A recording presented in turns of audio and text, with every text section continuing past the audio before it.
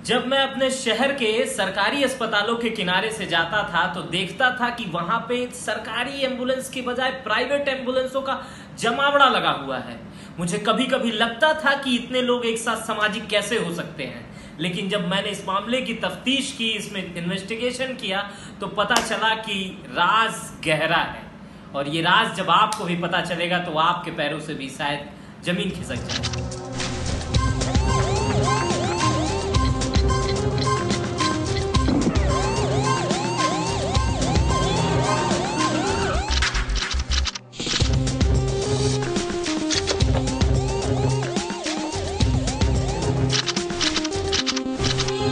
दोस्तों नमस्कार, मैं हूं मित्र प्रकाश।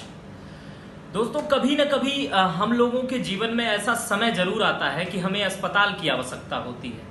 हम अस्पताल जाते हैं, दुर्घटना हो जाती है या किसी की तबीयत खराब हो जाती है तो हम उसे अस्पताल लेकर जाते हैं। और मध्यम वर्गीय परिवार हमेशा सरकारी अस्पतालों का ही रास्ता ही चुनता है। लेकिन जब अपने पेशेंट को लेके हम अस्पताल जाते हैं तो कभी कभी सरकारी अस्पतालों का रवैया या तो ठीक नहीं होता है या तो उसे वहां सही इलाज नहीं मिल पाता है। उस स्थिति में हम अपने पेशेंट की जान बचाने के लिए इधर उधर भागते हैं, दौड़ते हैं। उस बीच में एक घटना घटती है। यही घटना के बारे में मैं बताने की पूरी कोशिश कर रहा हूं। इसी घटना पे ये पूरी कहानी घूमती है। जब अस्पतालों का चक्कर परिजन लगाने लगते हैं तो उस बीच में एक फरिश्ता आता है। एक व्यक्ति फरिश्ते का रूप धारण करके आता है और आपसे पूछता है कि आपकी जरूरत क्या है, आपको क्या जरूरत है। आप उससे बताते हैं कि हमारे मरीज की ऐसी बीमारी है या ऐसी दिक्कत है। जैसे ही आप उसे बताते हैं वो एक अस्पताल का नाम बताता है और कहता है मेरे पास एम्बुलेंस है, आप उससे चलिए। आपको लगता है 2 मिनट के लिए कि ये आदमी निश्चित भगवान बन के आया है और एक सही जगह ले जा रहा है। तो आप उसके साथ बैठ जाते हैं और आप पहुंच जाते हैं अस्पताल। अब आप उस अस्पताल में जाते हैं जिस अस्पताल में पहले से ही उस व्यक्ति की साठ गांठ बनी रहती है।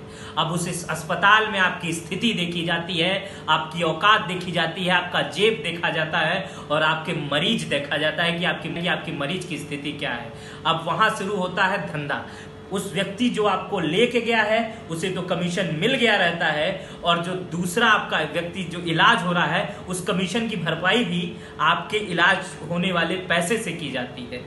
मेरा इस स्टोरी को बताने का ये मकसद है कि हर एम्बुलेंस वाला ऐसा नहीं होता है। मैं साफ साफ बता दे रहा हूं कि हर एम्बुलेंस वाला ऐसा नहीं होता है। लेकिन सरकारी अस्पतालों के सामने अगर इतना बड़ा प्राइवेट एम्बुलेंसों का जखीरा है तो लगभग 90% एम्बुलेंस ऐसे ही होते हैं जो आपका इस्तेमाल करने के लिए बैठे रहते हैं कि आपका खून पसीने की कमाई को किस तरह से बर्बाद किया जाए, नोचा जाए।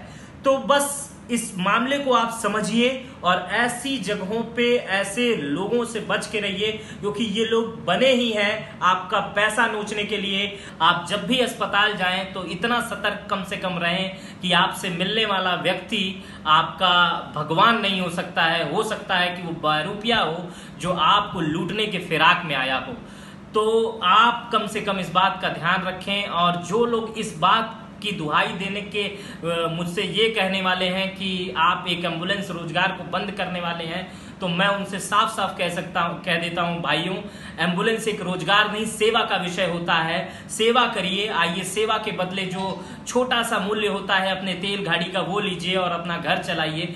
कहीं कमीशन खोरी का और एक काला धंधा मत करिए क्योंकि इससे आप ऐसा करने से न जाने कितनी जानें चली जाएंगी क्योंकि आपकी कमीशन की वजह से आप किसी गलत अस्पताल में उसे ले जाएंगे और उसको सही इलाज नहीं मिल पाएगा जिससे व्यक्ति की मृत्यु हो जाती है।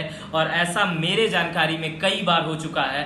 तो इसलिए मैं सरकार से भी मांग करूंगा कि इस विषय में ज्यादा से ज्यादा सोचे और सरकारी एम्बुलेंसों की संख्या बढ़ाए और एक न्यूनतम किराया रखे ताकि व्यक्ति को कहीं से कहीं जाना हो उसका वो मूल्य दे करके वो वहां जा सके और सरकारी अस्पताल चाहे प्राइवेट अस्पताल कहीं भी जा सके, जिससे कमीशन खोरी के इस धंधे पे ब्रेक लगे। और कम से कम गोरखपुर के लोग इस विषय को सरकार तक या गोरखपुर प्रशासन तक पहुंचाएं ताकि इस पे एक्शन हो सके और इन जो घटिया धंधे हो रहे हैं, जो हॉस्पिटलों की कालाबाजारी हो रही है, जो एम्बुलेंस की कमीशन बाजी हो रही है, इस पे रोक लगाई जा सके। बहुत बहुत धन्यवाद।